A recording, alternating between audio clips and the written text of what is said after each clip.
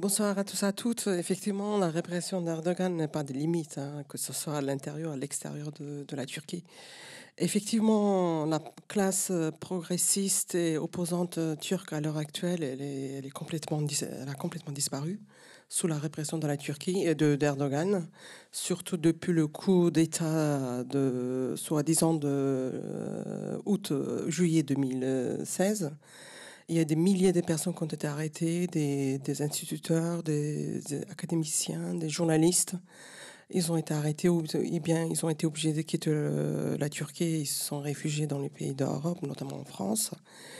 Et dans tout ça, il y a le parti de HTP, qui est le Parti démocratique des peuples, qui existe depuis plusieurs années. Donc je ne vais pas revenir chronologiquement en arrière. Je pense que vous en connaissez un petit peu, mais je veux revenir quand même depuis 2015 ce qui s'est passé, parce que c'était un parti quand même qui a fait un barrage à Erdogan, qui n'a pas pu lui permettre d'avoir la majorité absolue dès les élections de juin 2015, où le parti, il faut pas, je suis pas d'accord quand on dit que le parti kurde, c'est pas un parti kurde. HTP, c'est un projet de la société démocratique et progressiste, dans lequel toutes les minorités vivant en Turquie, Khaled il a rappelé tout à l'heure, sont retrouvées. Ils ont pu se sont exprimés non pas en tant que Turcs, mais en tant que avec leur propre d'origine, que ce soit les Yézidis, les Arméniens, les Syriaques, les chrétiens, les Kurdes et les Turcs, quoi. Ils étaient tous ensemble, donc c'est un projet progressiste de la société turque. Et donc, ça a effrayé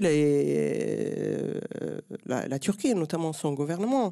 C'est pour ça qu'Erdogan a tout fait pour reconvoquer des élections qui ont lieu en novembre 2000, de la même année 2015. Bien entendu, entre-temps, pendant ces 3 mois, il y a eu des attentats partout. Il y a eu des attentats à Suruç, à la frontière de Kobané, où il y a eu 33 jeunes socialistes qui étaient là pour aller participer à la reconstruction de Kobané, qui ont été tués. C'était pas des Kurdes, c'était des Turcs, c'était des Arméniens, c'était tout le monde. Donc c'était la société progressiste turque qui était visée.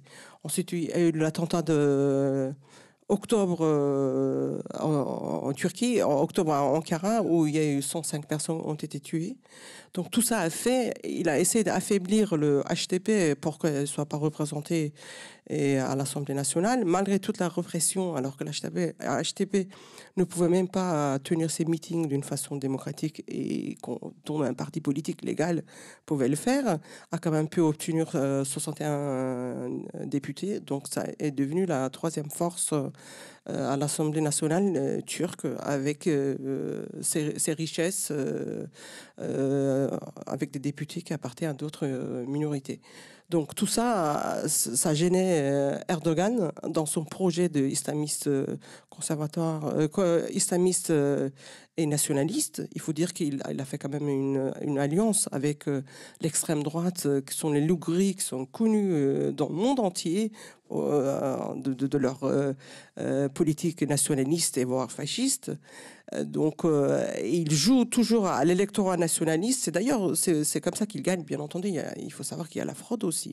Il fraude pour avoir les élections. Bon, malgré tout ça, donc HTP essaye de tenir. Donc, il a essayé de marginaliser le parti, mais il ne réussit pas. Et d'ailleurs, ils ont tenu leur congrès. Bien entendu, entre-temps, il y a les coprésidents de Selahattin Demirtas et Fidan Yüksekdağ, des députés, ont été arrêtés. 9 autres députés ont été arrêtés. Les maires des métropolitaines, des grandes villes métropolitaines, que ce soit ainsi que dans des communes, dans les villes, ont été arrêtés. Ils sont tous en prison. Ils attendent tous en procès. Ils sont toujours pas été présentés devant un juge. Ils attendent toujours. Et d'ailleurs, Selahattin Demirtas, c'était qu'aujourd'hui qu'il a été présenté pour la première fois devant le juge, alors qu'il était en détention depuis 5 novembre 2017. Donc c'est le cas de Figen Yüksekdağ aussi. Et donc malgré autant de répression, donc il continue à se battre parce que on se bat pour un projet auquel nous croyons. C'est un projet auquel nous tenons et c'est un projet qui peut faire progresser la société démocratique et progressiste turque. Donc c'est pour ça que nous luttons malgré toutes les répressions qui peuvent exister.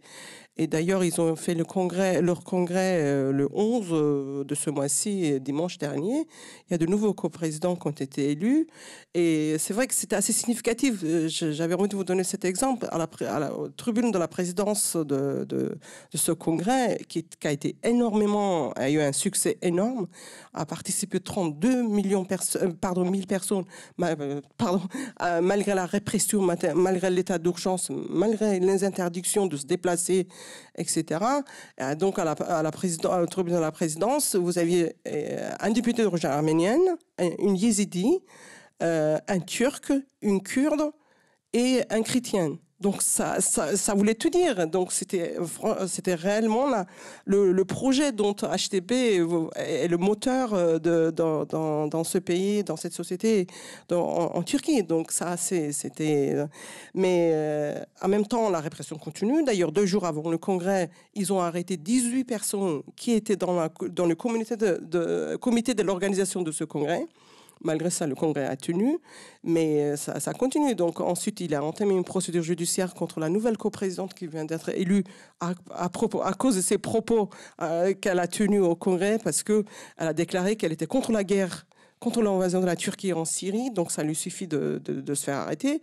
Et moi, j'ai regardé dans les médias turcs qui sont sous le contrôle de la Turquie. Il n'y a pas de médias. La presse indépendante en Turquie, à l'heure actuelle, elle n'existe pas. Hein, donc, elle est niée. Les réseaux sociaux sont sous contrôle.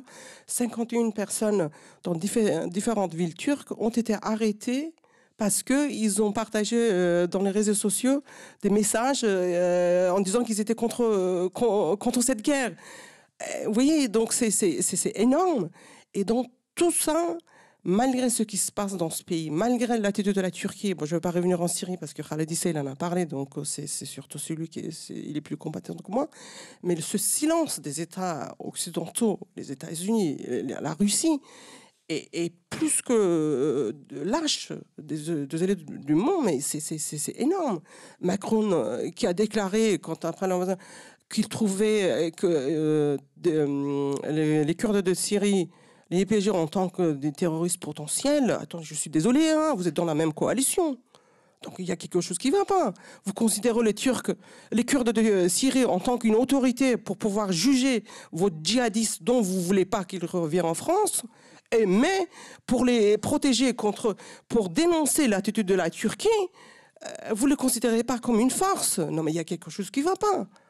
Donc ça, c'est vraiment, ce sont les intérêts stratégiques et géopolitiques les uns et les autres qui empêchent le droit humain, quoi. Le droit humain, ces gens n'ont rien cherché, ils ne demandent pas à qui que ce soit, ils veulent protéger leurs terres, leurs enfants, leur famille. C'est aussi simple que ça, c'est comme nous tous. Quand on se fait attaquer, on se défend de la même façon. Mais c'est quoi c'est ce silence, c'est-à-dire que les Kurdes se sont battus, non pas que pour les Kurdes eux-mêmes, ils se sont battus pour vous tous, pour l'humanité, pour l'état de droit, pour tout ce qui est, dont un être humain a besoin pour vivre. Mais il y a quelque chose dont on a du mal à comprendre. C'est vrai qu'il y a des partis politiques, etc., qui sont pris position. Il y a une déclaration. Il y a quand même des questions qui ont été posées à l'Assemblée nationale, où il y a quand même des sénateurs, etc., qui ont signé des pétitions, mais c'est pas assez. Ça n'arrêtera pas Erdogan, parce que la carte le chantage des réfugiés, est-ce que c'est que ça? Moi, je suis pas d'accord que ce soit que les réfugiés. Les chars qui sont utilisés au Kurdistan, à Afrin, par la Turquie contre les Kurdes, ce sont des chars allemands. Les hélicoptères, ce sont des hélicoptères italiens. Les F-16, ils achètent d'où? Donc il y a des intérêts, complicités des États existants, et ça gêne effectivement ce système démocratique confédéralisme dont les Kurdes essayent de mettre sur pied à Rojava, qui fonctionne quand même, peut-être avec ses difficultés certes, gêne tout le monde. L'État dominant dans cette région qui est riche, pétrole, gaz et surtout l'eau qui alimente le Moyen-Orient passe par là. Donc on ne veut pas donner... Il y a un partage de gâteau dans cette région sans vouloir donner une part au peuple originaire de la région. Donc, à mon avis, toute personne qui se considère comme démocrate, progressiste, notre respect d'être humain, doit soutenir les Kurdes dans cette épreuve qui est très très difficile et se soulever contre leur gouvernement successif, ici, en France ou en Allemagne ou ailleurs. Merkel n'a fait aucune déclaration, alors que Merkel, elle doit avoir 62 000, si je ne me trompe pas, 62 000 entreprises allemandes qui sont en Turquie. 60% de l'économie turque dépend de l'Europe. Donc, s'ils veulent, ils peuvent. Il y a quelques déclarations, certes, mais il n'y a pas d'acte. Tant qu'il n'y a pas d'acte, Erdogan continue. Pardon, j'ai un peu froid dans cette salle. Désolé. Continuera sa répression contre tout le monde. Hein, la classe opposante. Il y a un parti social-démocrate, soi-disant, qui existe en Turquie, qui est le membre de Socialistes Internationaux, socialistes, ils ont quand même, Socialistes Internationaux, donc, qui approuvent la guerre. Non mais ça rappelle des choses effectivement. Non mais voilà, donc on est en train de retourner au Moyen Âge, je pense. Et donc tout ça nous pousse à réfléchir davantage, et il faut que, comme je disais tout à l'heure, toute personne consciente doit se poser des questions à propos de ce qui se passe. Et je sais que il y a la solidarité des peuples.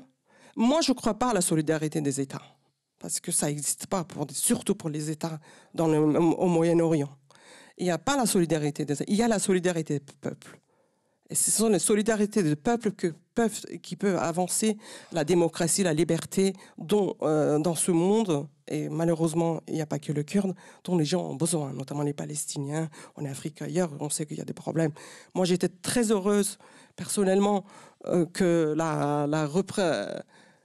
l'une des responsables palestiniennes puisse participer au congrès de HP. Oui, voilà, donc il est la Khaline, et qu'elle déclare qu'elle est contre cette guerre. Pour moi, c'était très significatif et c'était très encourageant de sa part.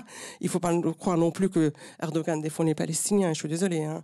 Il fait des blabla pour pouvoir